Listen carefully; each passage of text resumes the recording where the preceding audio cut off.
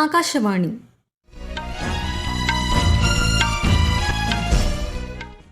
നമസ്കാരം. വാർത്തകൾ വായിക്കുന്നത് അഞ്ജന പുതിയമഠം.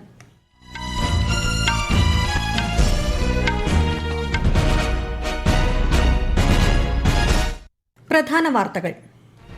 ഉപരാഷ്ട്രപതി CP രാധാകൃഷ്ണൻ നാളെ കേരളത്തിലെത്തും. കോട്ടയത്തും കണ്ണൂരും വിവിധ പരിപാടികളിൽ പങ്കെടുക്കും. പ്രധാനമന്ത്രി നരേന്ദ്രമോദിയുടെ പ്രതിമാസ റേഡിയോ പ്രഭാഷണ പരിപാടി മൻ കി ബാത്തിന്റെ 134 പതിപ്പ് നാളെ രാവിലെ 11 മണിക്ക്. 5 ദിവസത്തെ സന്ദർശനത്തിനായി മ്യാൻമാർ പ്രസിഡന്റ് ബീഹാറിലെത്തി. ഹജ്ജ് ഏകോപന മികവിനുള്ള സൌദി ഹജ്ജ് ഉംറ മന്ത്രാലയത്തിന്റെ 2 അവാർഡുകൾ നേടി ഇന്ത്യൻ ഹജ്ജ് മിഷൻ. കേരളത്തിൽ ഇടിമിന്നലോടുകൂടിയ ശക്തമായ മഴ തുടരും. 10 ജില്ലകളിൽ ഇന്ന് മഞ്ഞ ജാഗ്രത. ഇന്ത്യ ഇംഗ്ലണ്ട് വനിതാ T20 ക്രിക്കറ്റ് പരമ്പരയിലെ 2ാം മത്സരം ഇന്ന്. IPL ക്രിക്കറ്റിൽ നാളെ ഫൈനൽ പോരാട്ടം. വാർത്തകൾ വിശദമായി. ഉപരാഷ്ട്രപതി CP രാധാകൃഷ്ണന്റെ ഗോവ സന്ദർശനം തുടരുന്നു. പനാജിയിൽ ഗോവ സംസ്ഥാന രൂപീകരണ ദിനാഘോഷത്തിൽ അദ്ദേഹം പങ്കെടുത്തു. ആഘോഷങ്ങളുടെ ഭാഗമായി പ്രശസ്ത കാർട്ടൂണിസ്റ്റ് മാരിയോ മിറാൻഡയുടെ സ്മരണാർത്ഥം തപാൽ സ്റ്റാമ്പ് ഉപരാഷ്ട്രപതി പുറത്തിറക്കി. വിവിധ ക്ഷേമ പദ്ധതികളുടെ ഉദ്ഘാടനവും ചടങ്ങിൽ നിർവഹിച്ചു. തുടർന്ന് ഗോവയിലെ CSIR national institute of oceanography സന്ദർശിക്കുന്ന ഉപരാഷ്ട്രപതി ശാസ്ത്രജ്ഞരുമായി സംവദിക്കും. ഗോവ സന്ദർശനം പൂർത്തിയാക്കി ഉപരാഷ്ട്രപതി CP രാധാകൃഷ്ണൻ നാളെ കേരളത്തിലെത്തും. വൈകുന്നേരത്തോടെ എത്തുന്ന അദ്ദേഹം കോട്ടയത്ത് ദീപിക ദിനപത്രത്തിന്റെ 140ാമത് വാർഷികാഘോഷങ്ങളുടെ ഉദ്ഘാടനം നിർവഹിക്കും. നഗരത്തിൽ നാളെ ഗതാഗത നിയന്ത്രണം ഏർപ്പെടുത്തി. തുടർന്ന് രാജ്യസഭാംഗം C സദാനന്ദൻ മാസ്റ്റർ സംഘടിപ്പിക്കുന്ന സ്വകാര്യ ചടങ്ങിൽ പങ്കെടുക്കുന്നതിന് ഉപരാഷ്ട്രപതി കണ്ണൂരും സന്ദർശിക്കും. 5 ദിവസത്തെ ഇന്ത്യ സന്ദർശനത്തിനായി Myanmar president U Min Aung Hlaing ബീഹാറിലെ ഗയയിലെത്തി. ചരിത്ര പ്രസിദ്ധമായ സുജാത ക്ഷേത്രത്തിലും മഹാബോധി ക്ഷേത്രത്തിലും അദ്ദേഹം ദർശനം നടത്തി. ഗയയിലെ ബുദ്ധമന്ദിരങ്ങളും അദ്ദേഹം സന്ദർശിക്കും. വൈകുന്നേരം ന്യൂഡൽഹിയിലെത്തുന്ന മ്യാൻമാർ പ്രസിഡന്റ് വിദേശകാര്യമന്ത്രി S ജയശങ്കറുമായി കൂടിക്കാഴ്ച നടത്തും. മ്യാൻമാർ ഇന്ത്യ ബിസിനസ് ഫോറത്തിൽ നാളെ അദ്ദേഹം പങ്കെടുക്കും. തിങ്കളാഴ്ചയാണ് പ്രധാനമന്ത്രി നരേന്ദ്രമോദിയുമായി മ്യാൻമാർ പ്രസിഡന്റിന്റെ കൂടിക്കാഴ്ച. മാതൃ ശിശു ആരോഗ്യം, പോഷകാഹാരം, സാമ്പത്തിക സുരക്ഷ എന്നിവയിൽ രാജ്യം കൈവരിച്ച പുരോഗതി പ്രതിഫലിപ്പിക്കുന്ന ദേശീയ കുടുംബാരോഗ്യ സർവേ ആരോഗ്യ കുടുംബക്ഷേമ മന്ത്രാലയം പുറത്തിറക്കി. 2023-24 കാലയളവിൽ 715 ജില്ലകളിലായി 6.79 ലക്ഷം കുടുംബങ്ങളെ ഉൾപ്പെടുത്തി നടത്തിയ സർവേ റിപ്പോർട്ടാണ് പുറത്തിറക്കിയത്. വിശദാംശങ്ങളിലേക്ക്. രാജ്യത്തെ ആരോഗ്യ കേന്ദ്രങ്ങളിൽ നടക്കുന്ന പ്രസവങ്ങൾ 2019-2021 കാലയളവിൽ 88.6% നിന്ന് 2023-24 90.6% ഉയർന്നതായി റിപ്പോർട്ടിൽ പറയുന്നു. ഗർഭിണികളിൽ 95.9% പേർക്കും പ്രസവ പൂർവ്വ പരിചരണം ലഭിച്ചു. 12 മുതൽ 23 മാസം വരെ പ്രായമുള്ള കുട്ടികളിലെ വാക്സിനേഷൻ നിരക്ക് 96%-ലധികമായി ഉയർന്നതായും റിപ്പോർട്ട് വ്യക്തമാക്കുന്നു. മിഷൻ പരിവാർ വികാസ് ഉൾപ്പെടെയുള്ള ദേശീയ കുടുംബാസൂത്രണ പദ്ധതികളുടെ കാര്യക്ഷമമായ നടത്തിപ്പാണ് നേട്ടങ്ങൾക്ക് കാരണമെന്ന് ആരോഗ്യ മന്ത്രാലയം അറിയിച്ചു. ഡിജിറ്റൽ മേഖലയിലെ സ്ത്രീകളുടെ പങ്കാളിത്തത്തിലും സാമ്പത്തിക ശാക്തീകരണത്തിലും തുടർച്ചയായ പുരോഗതി കൈവരിച്ചതായും സർവേ രേഖപ്പെടുത്തുന്നു. News desk Akashvani. പ്രധാനമന്ത്രി നരേന്ദ്രമോദി ആകാശവാണിയിലൂടെ ജനങ്ങളുമായി ആശയങ്ങൾ പങ്കുവയ്ക്കുന്ന പ്രതിമാസ റേഡിയോ പ്രഭാഷണ പരിപാടി മൻ കി ബാത്ത് നാളെ രാവിലെ 11 മണിക്ക്. പരിപാടിയുടെ 134ാം പതിപ്പാണ് ഇത്. ആകാശവാണിയുടെയും ദൂരദർശന്റെയും മുഴുവൻ ശൃംഖലകളിലൂടെയും മൻ കി ബാത്ത് തത്സമയം കേൾക്കാം. തുടർന്ന് പ്രാദേശിക ഭാഷകളിലെ പരിഭാഷയുമുണ്ടാകും. സൌദി ഹജ്ജ് ഉംറ മന്ത്രാലയത്തിന്റെ 2 ലബായത്ത് അവാർഡുകൾ ഇന്ത്യൻ ഹജ്ജ് മിഷന് ലഭിച്ചതായി കേന്ദ്രമന്ത്രി കിരൺ റിജിജു. ആദ്യമായാണ് രാജ്യത്തിന് ഈ അംഗീകാരം ലഭിക്കുന്നത്. ഹജ്ജ് ഏകോപനത്തിലും ആശയവിനിമയത്തിനുമുള്ള മികവിനാണ് അംഗീകാരം. പശ്ചിമേഷ്യൻ സംഘർഷത്തിന്റെ പശ്ചാത്തലത്തിൽ LPG സംഭരണശേഷി വർദ്ധിപ്പിക്കാൻ പൊതുമേഖലാ എണ്ണ കമ്പനികൾക്ക് കേന്ദ്ര സർക്കാർ നിർദ്ദേശം. കുറഞ്ഞത് 30 ദിവസത്തേക്കുള്ള LPG കരുതൽ ശേഖരം ഉറപ്പാക്കണമെന്ന് നിർദ്ദേശം നൽകിയതായി പെട്രോളിയം മന്ത്രാലയം ജോയിന്റ് സെക്രട്ടറി സുജാത ശർമ്മ അറിയിച്ചു. ക്രൂഡ് ഓയിൽ സംഭരണശേഷി വർദ്ധിപ്പിക്കാനും സർക്കാർ നടപടികൾ സ്വീകരിക്കുന്നുണ്ടെന്ന് അവർ വ്യക്തമാക്കി. ഒഡീഷയിൽ തീവ്ര വോട്ടർ പട്ടിക പരിഷ്കരണം ഇന്നു മുതൽ ആരംഭിക്കും. കേന്ദ്ര തെരഞ്ഞെടുപ്പ് കമ്മീഷന്റെ നേതൃത്വത്തിൽ 1 മാസം നീളുന്ന നടപടിക്രമങ്ങൾ ജൂൺ 28 വരെ തുടരും. സംസ്ഥാനത്തുടനീളമുള്ള 3,33,00,000-ലധികം വോട്ടർമാരെയാണ് ഇതിൽ ഉൾപ്പെടുത്തുന്നത്. പുതിയ നിയമസഭാ കക്ഷി നേതാവിനെ തെരഞ്ഞെടുക്കാൻ കർണാടകയിൽ കാവൽ മുഖ്യമന്ത്രി സിദ്ധരാമയ്യ കോൺഗ്രസ് MLA-മാരുടെ പ്രത്യേക യോഗം വിളിച്ചു. KPCC അധ്യക്ഷൻ DK ശിവകുമാർ മുഖ്യമന്ത്രി സ്ഥാനത്തേക്ക് വരുമെന്നാണ് സൂചനകൾ. ഇന്ന് വൈകുന്നേരം 4 മണിക്കാണ് യോഗം. 136 കോൺഗ്രസ് MLA-മാർക്കും യോഗത്തിൽ പങ്കെടുക്കാൻ നിർദ്ദേശം നൽകിയിട്ടുണ്ട്.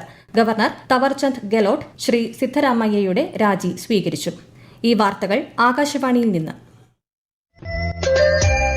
ആകാശവാണി വാർത്തകളും വാർത്താധിഷ്ഠിത പരിപാടികളും All India Radio News Thiruvananthapuram YouTube ചാനലിലും @All India Radio News Thiruvananthapuram Facebook പേജിലും AR News_ തിരുവനന്തപുരം ഇൻസ്റ്റഗ്രാം അക്കൌണ്ടിലും @AR News_TVM X ഹാൻഡിലും ലഭ്യമാണ്.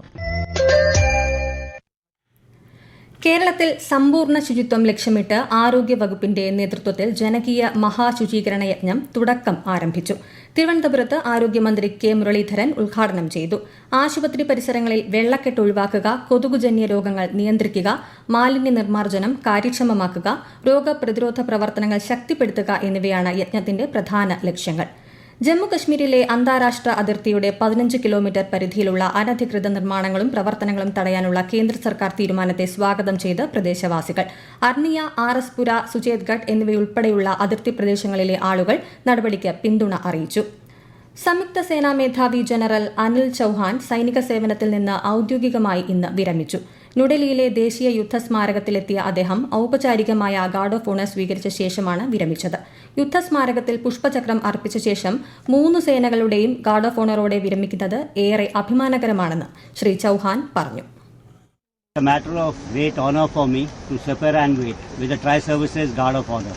I thank the 3 services and headquarter IDS for it. With the conclusion of the Guard of Honor, I bid farewell to my colleagues in uniform, comrades in arms forever. I laid the wreath at the War Memorial for the last time in uniform as a humble tribute to those who laid down their lives in the line of duty. കേരളത്തിൽ ചിലയിടങ്ങളിൽ ഇന്ന് ഇടിമിന്നലോട് കൂടിയ മഴയ്ക്ക് സാധ്യതയെന്ന കാലാവസ്ഥാ വകുപ്പ്.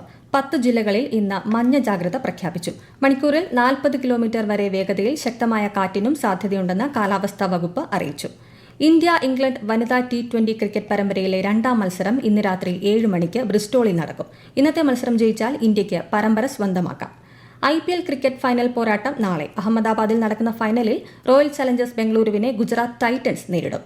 ഇന്നലെ നടന്ന 2ാം ക്വാളിഫയർ മത്സരത്തിൽ രാജസ്ഥാൻ റോയൽസിനെ 7 വിക്കറ്റിന് തകർത്താണ് ഗുജറാത്ത് ടൈറ്റൻസ് ഫൈനലിൽ കടന്നത്. തിരുവനന്തപുരം ശ്രീ പത്മനാഭസ്വാമി ക്ഷേത്രവുമായി ബന്ധപ്പെട്ട് പ്രചരിക്കുന്ന വാർത്തകൾ വസ്തുതാവിരുദ്ധമെന്ന് ക്ഷേത്രം അധികൃതർ. അധികാരികളെയോ ഭരണസമിതിയെയോ സമീപിക്കാതെ വസ്തുതാവിരുദ്ധമായ റിപ്പോർട്ട് സമർപ്പിച്ച പോലീസ് ഉദ്യോഗസ്ഥർക്കെതിരെ നടപടിയെടുക്കാൻ സംസ്ഥാന സർക്കാരിനോട് ആവശ്യപ്പെടാൻ ഇന്നലെ ചേർന്ന ഭരണസമിതി യോഗം തീരുമാനിച്ചു. അതേസമയം പത്മനാഭസ്വാമി ക്ഷേത്രത്തിലെ വിഷയം സർക്കാർ കൂടുതൽ ഗൌരവത്തോടെ ചർച്ച ചെയ്യുമെന്ന് മന്ത്രി കെ മുരളീധരൻ പറഞ്ഞു. ആഭ്യന്തര വകുപ്പുമായി ആലോചിച്ച് അന്വേഷണം നടത്തുമെന്നും അദ്ദേഹം മാധ്യമങ്ങളോട് പറഞ്ഞു. സ്വർണ്ണവില കുറഞ്ഞു. പവന് 440 രൂപ താഴ്ന്ന് 1,15,160 രൂപയും ഗ്രാമിന് 14,395 രൂപയുമാണ് ഇന്നത്തെ വില. ഫലപ്രഖ്യാപനത്തിന് ശേഷമുള്ള നടപടികൾക്കായി ബോർഡിന്റെ പോർട്ടൽ തിങ്കളാഴ്ച മുതൽ പ്രവർത്തനക്ഷമമാകുമെന്ന് CBSE. ഉത്തരക്കടലാസുകളുടെ പരിശോധനയും പുനർമൂല്യനിർണ്ണയവും സുതാര്യവും തടസ്സരഹിതവുമായി നടത്തുമെന്നും CBSE അറിയിച്ചു. വിദ്യാർത്ഥികൾക്ക് CBSE ടെലി കൌൺസിലിംഗ് സേവനങ്ങൾ 1800118004 എന്ന ഹെൽപ്പ് ലൈൻ നമ്പറിലും റിസൾട്ട് CBSE 2026@cbseshiksha.in എന്ന ഇമെയിൽ വിലാസത്തിലും ലഭിക്കും. സിംഗപ്പൂരിൽ നടക്കുന്ന International Institute for Strategic Studies Shangri La ഡയലോഗിനിടെ നെതർലാൻഡ്സ് പ്രതിരോധ മന്ത്രിയുമായി പ്രതിരോധ സെക്രട്ടറി രാജേഷ് കുമാർ സിംഗ് ഉഭയകക്ഷി ചർച്ചകൾ നടത്തി. ഇന്ത്യയും നെതർലാൻഡ്സും തമ്മിൽ പ്രതിരോധ സഹകരണം വർദ്ധിപ്പിക്കുക, സൈനിക ബന്ധങ്ങൾ ശക്തിപ്പെടുത്തുക, പ്രതിരോധ വ്യാവസായിക സഹകരണത്തിനുള്ള സാധ്യതകൾ തേടുക തുടങ്ങിയവ ചർച്ച ചെയ്തു. അമേരിക്കയിലുള്ള ഏകദേശം 11,000 ലബനീസ് പൌരന്മാരുടെ നാടുകടത്തൽ നടപടി നീട്ടിവെച്ച ട്രംപ് ഭരണകൂടം. ലബനനിൽ നിന്നുള്ളവർക്ക് 6 മാസത്തേക്ക് കൂടി അമേരിക്കയിൽ താമസിക്കാനും ജോലി ചെയ്യാനും അനുമതി നൽകി. തെക്കൻ ലബനനിൽ ഇസ്രായേൽ സേനയും സായുധ സംഘമായ ഹിസ്ബുള്ളയും തമ്മിൽ ഏറ്റുമുട്ടലുകൾ തുടരുന്ന സാഹചര്യത്തിലാണ് നടപടി. ഇറാനുമായി കരാറിൽ എത്താനുള്ള ശ്രമങ്ങൾ പരാജയപ്പെട്ടാൽ സൈനിക നടപടി പുനരാരംഭിക്കുമെന്ന് US പ്രതിരോധ സെക്രട്ടറി പീറ്റ് ഹെഗ്സെത്ത്. ഇറാനുമായുള്ള സംഘർഷത്തിന്റെ പശ്ചാത്തലത്തിലും ഏഷ്യ പസഫിക് മേഖലയുമായുള്ള ബന്ധം ശക്തമായി നിലനിൽക്കുന്നുണ്ടെന്നും സിംഗപ്പൂരിൽ നടക്കുന്ന ഷാങ്രി ലാ ഡയലോഗിനെ അഭിസംബോധന ചെയ്തുകൊണ്ട് അദ്ദേഹം പറഞ്ഞു. പ്രധാന വാർത്തകൾ വീണ്ടും. ഉപരാഷ്ട്രപതി CP രാധാകൃഷ്ണൻ നാളെ കേരളത്തിലെത്തും. കോട്ടയത്തും കണ്ണൂരും വിവിധ പരിപാടികളിൽ പങ്കെടുക്കും. പ്രധാനമന്ത്രി നരേന്ദ്രമോദിയുടെ പ്രതിമാസ റേഡിയോ പ്രഭാഷണ പരിപാടി മൻ കി ബാത്തിന്റെ 134ാം പതിപ്പ് നാളെ രാവിലെ 11 മണിക്ക്. 5 ദിവസത്തെ സന്ദർശനത്തിനായി മ്യാൻമാർ പ്രസിഡന്റ് ബീഹാറിലെത്തി. ഹജ്ജ് ഏകോപന മികവിനുള്ള സൌദി ഹജ്ജ് ഉംറ മന്ത്രാലയത്തിന്റെ 2 അവാർഡുകൾ നേടി ഇന്ത്യൻ ഹജ്ജ് മിഷൻ. കേരളത്തിൽ ഇടിമിന്നലോട് കൂടിയ ശക്തമായ മഴ തുടരും. 10 ജില്ലകളിൽ ഇന്ന് മഞ്ഞ ജാഗ്രത. ഇന്ത്യ-ഇംഗ്ലണ്ട് വനിതാ T20 ക്രിക്കറ്റ് പരമ്പരയിലെ 2ാം മത്സരം ഇന്ന്. IPL ക്രിക്കറ്റിൽ നാളെ ഫൈനൽ പോരാട്ടം. വാർത്തകൾ കഴിഞ്ഞു. അടുത്ത വാർത്താ പ്രക്ഷേപണം വൈകുന്നേരം 6:30.